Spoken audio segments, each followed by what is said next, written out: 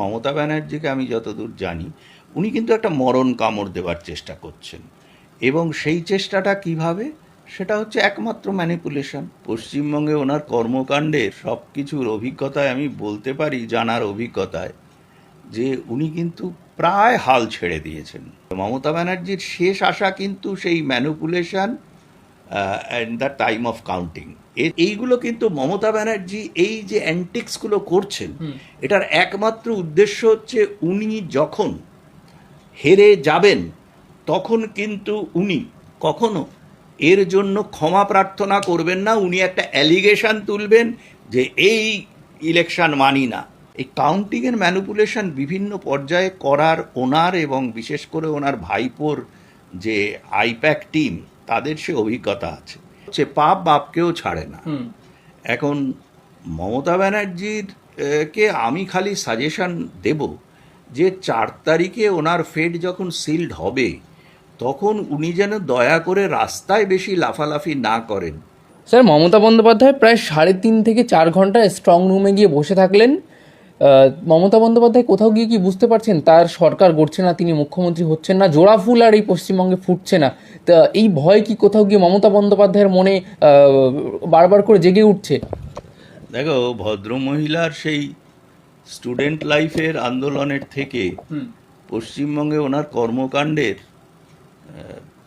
সব কিছুর অভিজ্ঞতায় আমি বলতে পারি, জানার অভিজ্ঞতায়, যে উনি কিন্তু প্রায় হাল ছেড়ে দিয়েছেন, এবং সেটা ওনার বডি ল্যাঙ্গুয়েজে কিন্তু পরিষ্কার, বুঝতে পারছো।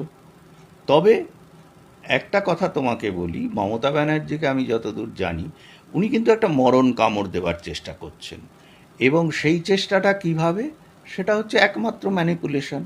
ম্যানিপুলেশন মানে কোথায়?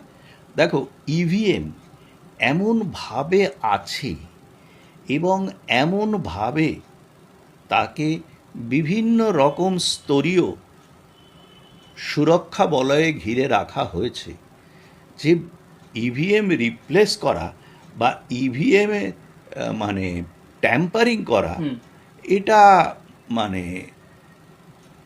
অসম্ভব বলাও অসম্ভব, এরকম একটা ব্যাপার। তো তাহলে কি বাকি রইল? বাকি রইল একটাই, সেটা হচ্ছে কাউন্টিংয়ের ম্যানিপুলেশন। এই কাউন্টিংয়ের ম্যানিপুলেশন বিভিন্ন পর্যায়ে করার ওনার এবং বিশেষ করে ওনার ভাইপোর যে আইপ্যাক টিম, তাদের সে অভিজ্ঞতা আছে। আইপ্যাকের মালিককে তো সম্প্রতি ছেড়েও দেওয়া হয়েছে, এবং এসব ব্যাপারে কিছু খবর টবরও আসছে। সেই অনুযায়ী আশা করা যায় যে নির্বাচন কমিশন তাদের দায়িত্ব এখনও পর্যন্ত তারা যথাযথভাবে পালন করছে বলে সে দায়িত্বও পালন করবে। মমতা ব্যানার্জির শেষ আশা কিন্তু সেই manipulation and the time of counting, এছাড়া ওনার কাছে আর কোনো রাস্তা খোলা নেই। আর উনি এই যে কাজগুলো করছেন, এই যে একটা মানুষের মনে ভয় ধরানো বা মানুষকে একটা দোলাচলে রাখা, যেটা ওনার চটি চাটা সংবাদ মাধ্যম, আমি নাম করে আর সেই সব চ্যানেল বা সংবাদপত্রগুলোকে আরও পাবলিসিটি দিতে চাই না, হাইলাইট করছেন তো হ্যাঁ, সেটা সকলেই বুঝতে পারছে। তারা মিথ্যাচার করে ওনার সঙ্গে গলা ফাটিয়ে যাচ্ছে। যেমন তারা চেঁচামেচি করেছিল ভোটের দিন নাকি সেন্ট্রাল ফোর্সের কে কোন একজন ধাক্কা দিয়ে একজন অশীতিপর বৃদ্ধকে মেরে ফেলেছে, এবং সেটা নিয়ে তারা প্রচারও করেছে, সেইগুলো রেকর্ডে আছে। কিন্তু পরবর্তীকালে যখন ভিডিওটা, যেহেতু সেটা পোলিং এরিয়ার অভ্যন্তরে হয়েছে, তার যে ভিডিও ফুটেজটা নির্বাচন কমিশন থেকে বাজারে ছাড়া হয়েছে, তাতে বোঝা যাচ্ছে যে উনি ওই ভোট দানের সময়ই অসুস্থ হয়ে পড়েন, এবং তখন ওনার ছেলে ওখানে উপস্থিত ছিল, তারা ধরাধরি করে নিয়ে যায়। পরে ওনার ফ্যামিলির থেকে নাকি পুলিশের কাছে প্রতিবাদও করা হয়েছে। ইনভেস্টিগেশন হবে, যদি মিথ্যা মামলা হয়ে থাকে তাহলে সেই অনুযায়ী শাস্তি হবে।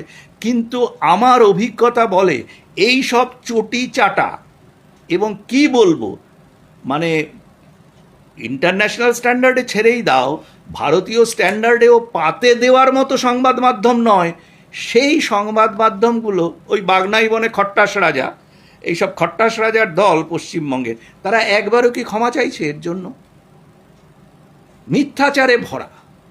এবং এইগুলো কিন্তু মমতা ব্যানার্জি এই যে অ্যান্টিক্সগুলো করছেন, এটার একমাত্র উদ্দেশ্য হচ্ছে উনি যখন হেরে যাবেন তখন কিন্তু উনি কখনো এর জন্য ক্ষমা প্রার্থনা করবেন না। উনি একটা অ্যালিগেশন তুলবেন এবং হুক্কা হুয়ার মতো এই সব সংবাদ মাধ্যম এবং সাংবাদিকরা রাস্তায় নেমে লাফালাফি নাচানাচি করতে থাকবে যে এই ইলেকশন মানি না।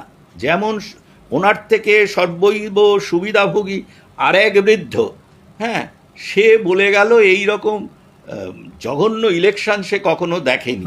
কারণ হচ্ছে কি, সে দেখেছে যে ইলেকশনে লাস্ট পরে ওনারকে যারা মানে অযৌক্তিকভাবে বিভিন্ন রকম উপঢৌকনে পরিবৃত রাখেন ওনাকে, ওনার ফ্যামিলিকে, তো সেই সব মানে লোকগুলো যেসব খুন খারাপি করতো প্রি পোল, পোলের দিনে, পোস্ট পোল, সব রেকর্ডই তো আছে। তো প্রচুর মানুষ মারা যেত, তাতে ওনার খুব আনন্দ হতো, তাই উনি নাকি এখন দুঃখের মধ্যে ভোট দিচ্ছেন। এই সব তিনি বলছেন তিনি নাম করেও এদেরকে পাবলিসিটি দিতে চান। মমতা বন্দ্যোপাধ্যায় বলছেন তিনি রাতে ঘুমাতে পারছেন না স্যার। না, রাস্তায় তো ঘুমানোর অভ্যেস নেই ওনার। উনি এইটা কথা বলে থাকলে উনি সত্যি কথা বলছেন। ওনার কি রাস্তায় ঘুমানোর অভ্যেস? দুগ্ধ ফেননিব সজ্জায় তিনি ঘুমন। ওনার হাওয়াই চটির দাম কত? ওনার যে ডিজাইনার শাড়িগুলো তার দাম কত? সেগুলো কে কারা বানায়? এটা বললে উনি ঠিকই বলেছেন, মানে উনি বাধ্য হয়েছেন এটা করতে। স্যার বিভিন্ন সংগঠন, বিশেষ করে চাকরিহারাদের সংগঠন, এটা রীতিমতো সোশ্যাল মিডিয়ায় লেখালেখি করছেন যে সময়ের চক্র এমনই অদ্ভুত, যাদের জন্য একদিন তাদের রাস্তায় বসতে হয়েছিল, আজ তারাই ইভিএম মেশিন পাহারা দিতে রাস্তায় বসে আছে। এটা কি সত্যি সময়? আমি দেখো, এই সমালোচনা নিয়ে এই মুহূর্তে কিছু বলতে চাইছি না। 4 তারিখে রেজাল্টের পরে সব বোঝা যাবে। শুধু একটা কথা বলি তোমাকে, সেটা হচ্ছে পাপ বাপকেও ছাড়ে না। এখন মমতা ব্যানার্জির কে আমি খালি সাজেশন দেব যে 4 তারিখে ওনার ফেড যখন সিল্ড হবে তখন উনি যেন দয়া করে রাস্তায় বেশি লাফালাফি না করেন। কারণ হচ্ছে কি, সেই মিঠুন চক্রবর্তীর একটা কথা মনে পড়ে গেল, পাবলিকের মার কেওড়াতলা পার। ওনার বাড়ি থেকে কেওড়াতলার ডিস্টেন্সটাও খুব বেশি না, এবং আফটার অল একজন ভদ্রমহিলা, বয়স্ক মহিলা। তো এই অবস্থায় উনি যদি পাবলিকের কাছে বেশি নাচানাচি করতে চান, ওনার বডিগার্ডরাও কতটা কি প্রোটেক্ট করবে? একটা কথা আমি মনে করিয়ে দিই, দ্বিতীয় বিশ্বযুদ্ধের প্রায় শেষের দিকে বেনিতো মুসোলিনি যখন রোমে একটা ক্লাবে, সেই পার্কে, ক্লাবের হয়ে একটা পার্কে বক্তৃতা দিচ্ছিলেন, তার জীবনের শেষ বক্তৃতা, তখন জনসাধারণ ওনাকে এমন আদর করা শুরু করেছিল যে পরবর্তীকালে ওনার বডিকে পাওয়া যায়নি বলে ওনার ডেথটাকে আইডেন্টিফাই করা হয়েছিল ওনার বাঁধানো দাঁত দিয়ে। এই কথাটা আমি মমতা ব্যানার্জিকে সম্মান করেই বললাম যে উনি যেন পশ্চিমবঙ্গের সাধারণ মানুষকে এতটা ব্যথিত না করেন। উনি বিরোধী নেত্রী হিসেবে ভালো কাজ করেছেন, উনি বিরোধী নেত্রী থাকলে খারাপ হবে না। অবশ্য ভবানীপুরে তো উনি জিততে পারবেন না, পরবর্তীকালে দেখা যাক কীভাবে কী করেন।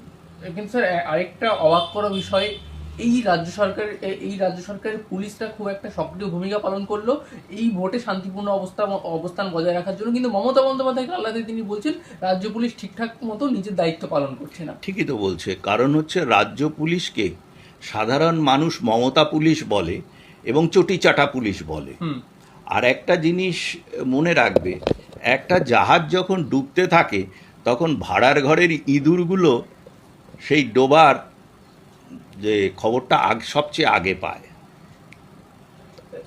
এখানেও ঠিক তাই। এবং তোমাকে বলি যে গত বেশ কিছুদিন ধরে, প্রায় বছর খানেক ধরে, পুলিশের বিভিন্ন মানে সাধারণ অফিসাররা আমাদের সঙ্গে যোগাযোগ হলেই বলতেন যে স্যার আর পারছি না, আপনারা দেখুন হুম কি করে, আর সহ্য করা যাচ্ছে না। আমরা বলতাম যে চাকরি তো করতে হবে আপনাদের, আমরা তো সবই বুঝতে পারি। এখন সময় এসেছে, তারা যদি পুলিশ হিসেবে তাদের দায়িত্ব পালন করা শুরু করেন, সেটা তো মমতা ব্যানার্জি বলবেনই কাজ করছেন না, কারণ তিনি তো মমতা পুলিশ বা চটিচাটা পুলিশ হচ্ছেন না। সেইটাই হচ্ছে ওনার অসুবিধে। স্যার, একটা শেষ প্রশ্ন করবো। আপনি বারবার বলছেন যে মমতা বন্দ্যোপাধ্যায় ভবানীপুরে জিতছেন না, তিনি বিরোধী দলেও থাকবেন কিনা সেটা সন্দেহ। তাহলে এই 4 তারিখের পর তৃণমূলের যে সমস্ত বিভিন্ন নেতা নেত্রী আছে, কুণাল ঘোষের মতো, তাদের কি অবস্থা হবে? দেখো, ওই লোকটা যার নাম তুমি করলে, হুম। সে ব্যাপারে তিনি আমি ইভিএম পাহারা দিয়ে তিনি রাস্তায় বসে আছেন। আচ্ছা, সে একজন ক্যান্ডিডেট। হুম হ্যাঁ, আর আমি অনেক আগে হুম বলেছিলাম, তোমাদের চ্যানেলেও বলেছি, এবং হুম। তার জন্য অনেক মানে যারা আমার বাড়ির সামনে আসার ক্ষমতা রাখে না, তারাও অনেক গালাগাল করেছে। কারণ গালাগাল, ওদের তো কোনো যুক্তি নেই, গালাগালটাই সর্বস্ব। এবং আমি কালকেও কিছু লোকজন আমাকে জিজ্ঞেস করতে বলেছিলাম যে এটা কিন্তু 5 ফিগারে জিত হবে। তোমাদেরকে বোধহয় বলেছিলাম 10,000-এর ওপরে ভোটে। এবং শুভেন্দুবাবু নিশ্চয়ই বিরোধী দলনেতা হিসেবে তিনি অত্যন্ত যোগ্যতার সঙ্গে কাজ করেছেন, কিন্তু আমার যেটা মনে হচ্ছে এখন, শুভেন্দুবাবুর কাজ নিয়ে কিছু বলার নেই, কিন্তু মানুষ যে শুভেন্দুবাবুকে বা বিজেপিকে ভোট দিয়েছে, এর থেকেও বেশি হচ্ছে মানুষ মমতা ব্যানার্জি এবং তার দুর্নীতিগ্রস্ত এবং যে অসংবেদনশীল সমাজ, সামাজিক অন্যায়, নারী নির্যাতন, এই চাকরি ঘুষ খেয়ে নেওয়া, এই সবের ব্যাপারে যে অসংবেদনশীল, এবং এই যে ডিএ না দেওয়া, এই সব কারণে মানুষ মনে হচ্ছে একটা, মানে কি বলবো, যে মানে ওনাকে এবং ওনার দলবল, ওনার পরিবারকে রাজনীতির থেকে সরিয়ে দিয়ে রাজনীতি মুক্ত, মানে ব্যানার্জি পরিবার মুক্ত রাজনীতি, এটাই জনসাধারণ এটাকে লক্ষ্য করে ভোট দিয়েছে। অন্তত ভবানীপুরের ভোটটা সেইভাবেই হয়েছে।